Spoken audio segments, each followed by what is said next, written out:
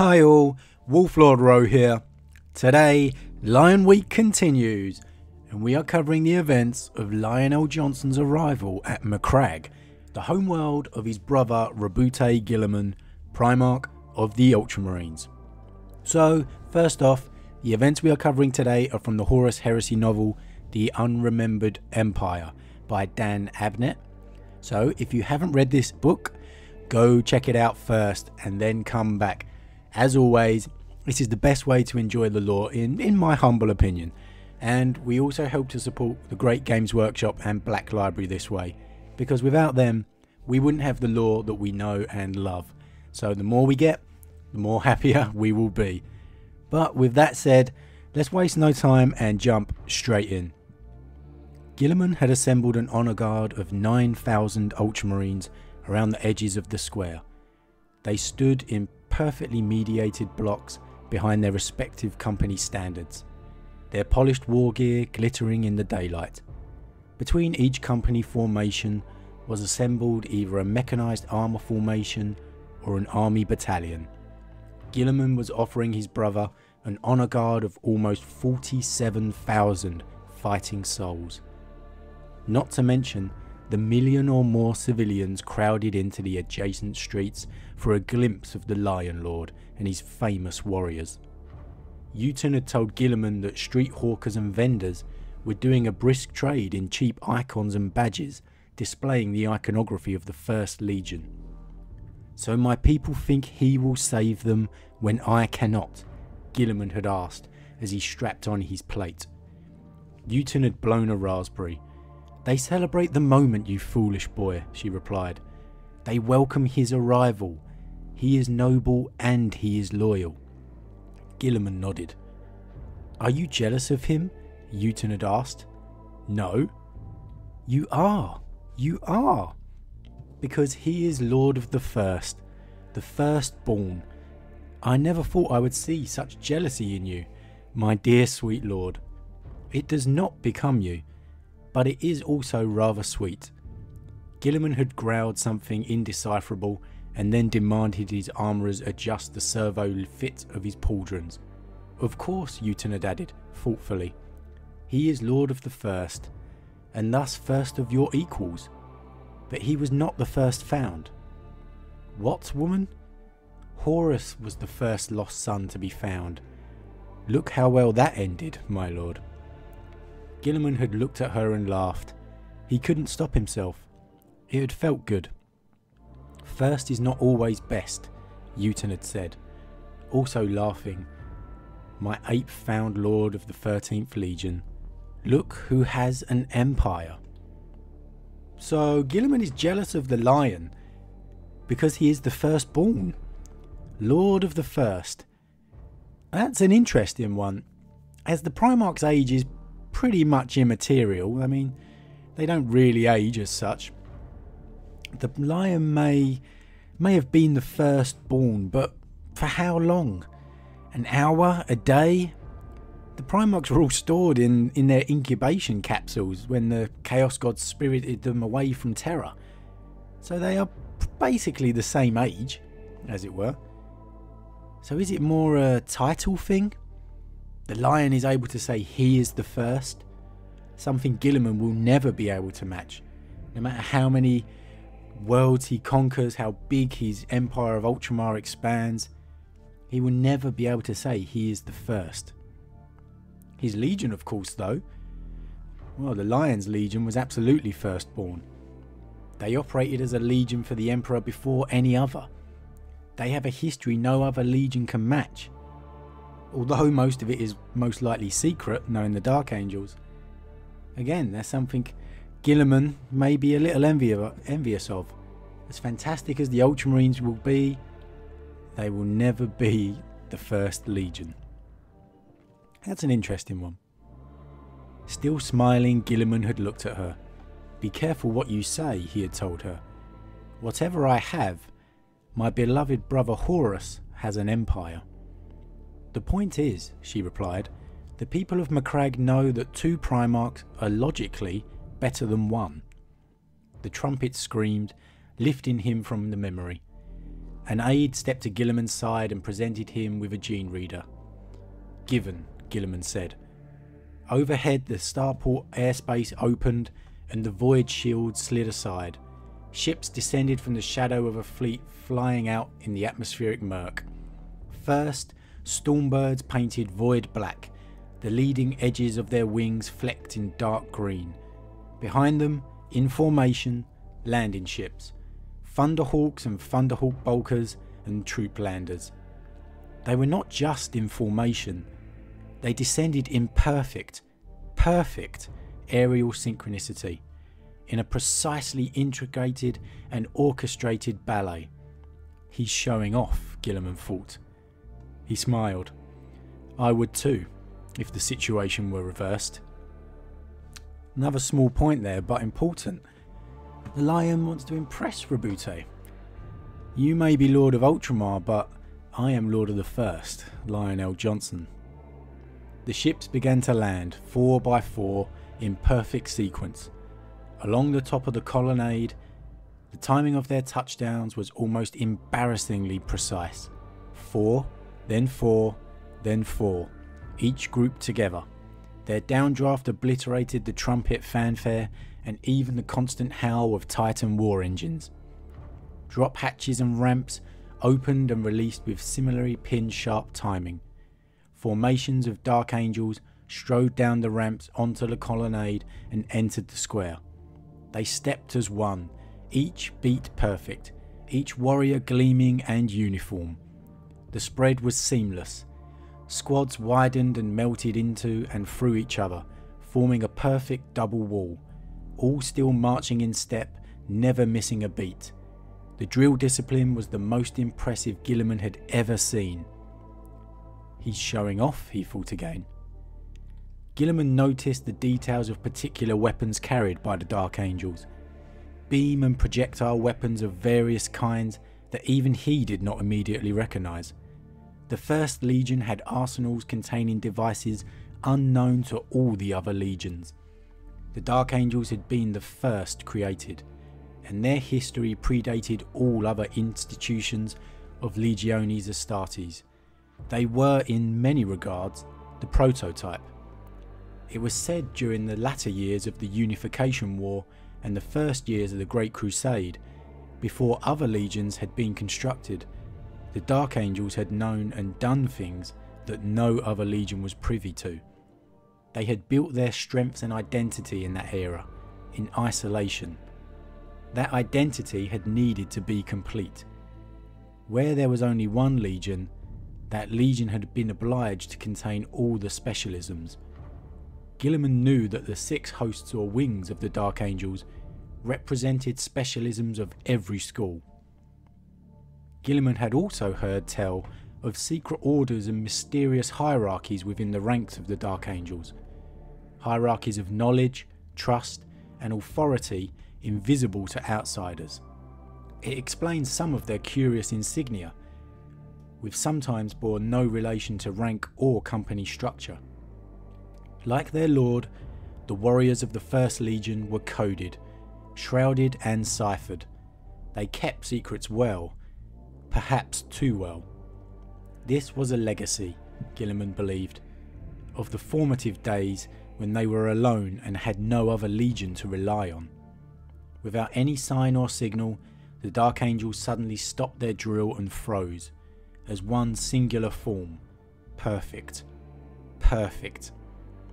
He's really showing off, Gilliman thought. They're very, very good at that marching thing, aren't they? Uton said, gesturing at the square below. The Dark Angels' ranks had begun moving again. Point leaders were turning and marching back into their packs, inverting the march order. It was annoyingly precise. I imagine they must get plenty of time to practice, Gilliman replied. Uton looked at him and covered her mouth with her hand. That's the most acid thing I've ever heard you say, Roboute, she declared. He grinned at her. Brace yourself. My big brother's come to stay. The acid is only just starting to flow. The Dark Angels finally finished their display, polished bolters clamped to their chests, and they formed a V-shaped fan of squads leading back to the ramp of the lead Stormbird. The lion emerged. Despite himself, Gilliman felt his heart skip and his lungs pump. The lion. The lion. There were brothers that he could look down on and was happy to. And there were brothers that he could admire. Rogel, Magnus, Sanguinius, and damn him, even Russ. He could admire them for what they were. But there were only two brothers that he had ever actually looked up to. Only two brothers that he had ever actually admired. There were only two brothers that he felt shadowed by when they were present. Lion L. Jonson and Horus Lupercal. I found that really interesting passage to read, which perhaps tells us more about the lion standing with the Primarchs than anything else we have really seen before. Despite himself, Gilliman felt his heart skip and his lungs pump. The lion, the lion. There were brothers he could look down on and was happy to. There were brothers that he could admire. Rogel, Magnus, Sanguinius, and damn him, even Russ. Now Roboute is a very self-assured Primarch in the 30k timeline. He's not the same doubting Primarch we have seen emerge into the current 40k era. So it's quite surprising to see him react this way upon seeing Jonson. And of course, I quite like that line about reluctantly respecting Russ, of course. But he felt overshadowed by Lionel Jonson and Horus Lupercal. For all the conflicts that Gilliman and Jonson have in regards to trusting each other and the different methods that they choose, they both usually can agree on the goal. And this baseline respect Gilliman feels for his brother is something that will always be there on some level, despite their differences. The lion emerged from his lander stony-faced, bareheaded, his long golden hair trailing in the wind. So beautiful, so deadly, so empty, so unreadable. He carried his war helm under his left arm and marched with the same perfect discipline that his men displayed. To each side of him came his voted lieutenants in identical step. Beloved Corswain was commanding the 1st Legion elements on the other side of the ruin storm, so the lion was braced by Holgrin and Farif Redless. They approached along the echelon entering the square. Gilliman sighed. Bastard. Always showing off, he murmured. He looked at his aides, nodded, and began to walk down the steps to meet his brother. The wolves followed him. Gilliman stopped and looked back up the steps. Really? Right now, of all times? Gilliman asked Fafnir. My watchpack walks where you walk, Jarl, said Fafnir. Even my own cataphracti aren't following me at this moment, Wolf. We could, Lord, Gorod growled from the platform. Indeed, we could also hose the unwanted off the steps in an unbelievable storm of shot if you so desired. Enough, Gilliman said. He looked at Fafnir and the wolves. You see how I spare your lives? No one spares our lives, Jarl, Fafnir replied. They're not for sparing. Never have been. With respect, Biter Herrick whispered to his pack leader. Fafnir nodded. Obviously, goes without saying, with respect. Gilliman hesitated, painfully aware that he was halfway down a staircase in front of 1.5 million people, pausing to converse with a band of barbarians, while his noble brother waited below. I appeal to your honesty, Fafnir, he said. This moment isn't about me, is it? It's about you and the angels, and the feud. It is, he replied, nodding. His men, hunched and ugly, nodded too. Gilliman sighed. Let's do it then, but do not embarrass me or I'll gut you myself. He turned and resumed his walk down the steps from the platform. He was aware of the wolves closing in behind him as a ragged and unseemly bodyguard. By the void, Gilliman hissed at them.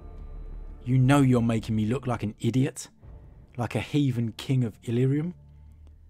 Sorry and all that, Jarl. Honour demands it, Fafnir replied, a hot breath whisper at Gilliman's shoulder. You're a pain in the arse, you know that, Gilliman said. Indisputably, Fafnir returned. Gilliman walked down to meet the lion. The lion walked up to meet him. It was a long wait. The distance between the landing site and the gate was over 1 kilometre. The two Primarchs made slow progress towards one another. When they were at last face to face, there was a moment of silence. All the grand fanfares had died away, even the crowd noise had ebbed. The lion looked at Gilliman, the avenging sun looked at the lion. The lion's black armour was richly engraved and inlaid with red gold. The chestplate and pauldrons displayed all the interconnected icons and symbols of his legion, the complex heraldry of the Dark Angel's hierarchies. He wore the pelt of a forest beast across his right shoulder and the golden badge of a shrouded urn at his throat. "Brother," said the lion.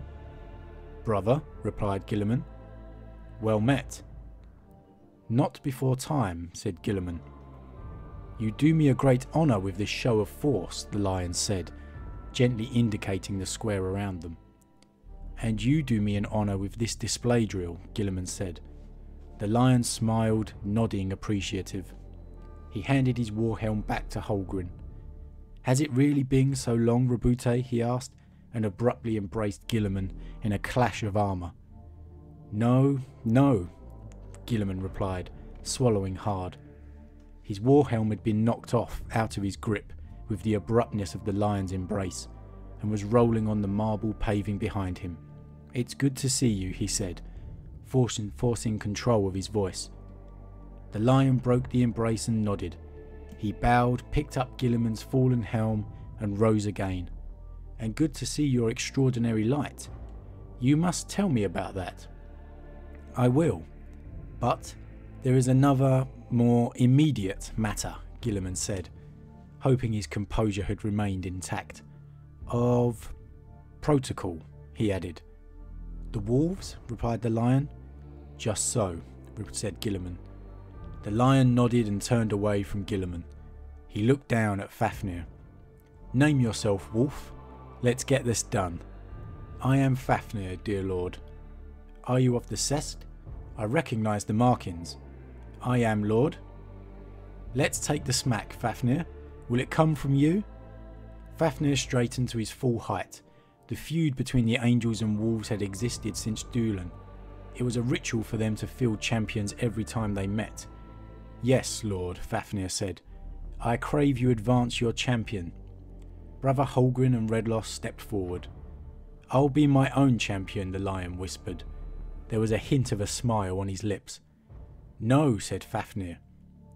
"So the wolves of the rout are cowards, I take it?" "No," snarled Fafnir. "Then take your strike, Wolf," said the lion, "and make it count." Fafnir sighed and swung his axe at the lion. Gilliman flinched as the blade cut the air beside him. It was a sensationally good strike. Fafnir had betrayed no cues, no hint of muscle tension, no focus of powered plate. The blow had just come. Gilliman wondered if it would have taken him by surprise. He was forced to admit that it might have. The lion caught Fafnir's swing with one hand, blocking the haft with the blade edge millimetres from his face. Fafnir grunted involuntarily as his strength was met and fundamentally matched by a superior power. "You've got to admire the balls on Fafnir here. He's just taken a full swing of his axe directly at the face of a Primarch, all for the sake of an honour duel." I mean, the line did say make it count after all, so 10 points for trying for Fafnir. Then the lion delivered his return blow. It came with his left hand, not enough to maim or kill, almost pulled, but faster than Fafnir's superb swing. It knocked the pack leader onto his knees and left the lion holding his axe. Fafnir rose to his feet again. "Satisfied?" asked the lion, tossing the axe back to him. "Honour is satisfied, lord," Fafnir assented. He nodded and backed off, waving to his pack to do the same. "Then tell Bo Saren to guard his manners, Fafnir," Gilliman said, over his shoulder without looking back. "I will, Jarl," Fafnir returned. Gilman heard a slap and a muffled curse. He looked at the lion. He'd never realised before that the lion was very slightly taller than him. "Shall we, brother?" he asked. "The famous fortress of Hera?" asked the lion. "I would be disappointed not to see it." 2 legions slowly marched, side by side, along the Avenue of Heroes, towards the fortress, like a half-black, half-blue river. On the right of the column marched the Ultramarines, on the left the Dark Angels. Behind the main column came the remnants of the other legions, and then the army units and Titan engines. Crowds cheered and waved from both sides of the vast route. The last time this many banners were carried aloft must have been on Ulanor, the lion said. "I think so," Guilliman agreed. They were walking side by side at the head of the procession, half shaded by the Legion standard being carried at their heels. "It's a glorious feeling," the lion said, "and one we deserve. Your warriors, after the ordeal of Nusra and the many battles of Lorgar's Shadow Crusade, mine after Framus and the fury of the Warp. You will tell me, I hope, about the Framus Crusade in detail," Gilman said. "I will." "You fought against Conrad? Against the 8th Legion?" "Traitors all, sad be the day. I have prisoners aboard the flagship, including his first captain, Sevatar.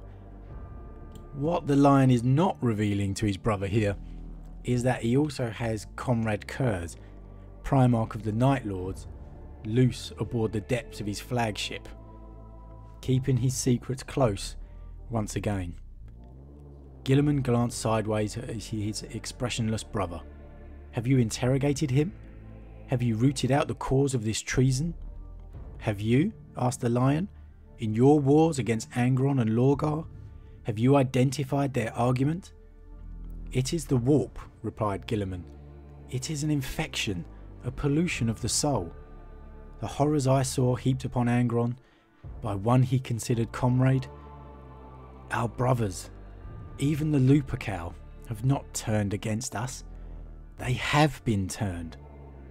"I think so too," the lion replied. "It is hard enough to hold.